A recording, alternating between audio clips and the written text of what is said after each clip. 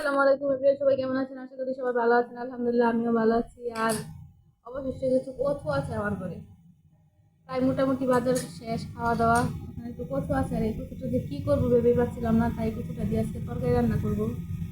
আর এই তো আমি কচুটা তুলে নিয়েছি, আর কচুটা মাসাল্লাহ অনেকটাই ভালো ছিল, অল্পতে সেদ্ধ হয়ে যায়, আবার গলায় ধরেও না।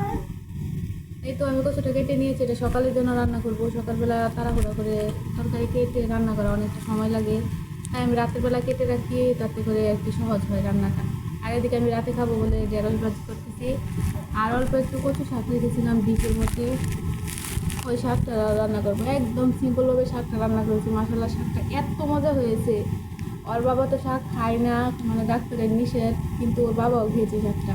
আর এদিকে আমি কিছুটা মাছ ভিজিয়ে নিয়েছি, ওটা পরিষ্কার করে রাখবো, নুন দিয়ে ধুয়ে তারপর রেখে দেবো সকালবেলার জন্য। এই তো আমি একদম এর মধ্যে শাকের মধ্যে পুরানে তেমন কিছু দিইনি, শুধু একটু আস্ত জিরা দিয়েছি। অল্প একটু পুরানের মধ্যে শাকটা দেখতে মজা হয়েছে, কি যে বলবো কোনো ই নেই। অল্প একটু দিয়েছিলাম, কি বললে এটাকে, কালো জিরা। কালো জিরা এত সুন্দর একটা স্মেল বের হয়েছিল। এর সাথে আমি একটু শুকনো গুঁড়া দিয়েছি মরিচের, অন্য কোনো মরিচ দিইনি।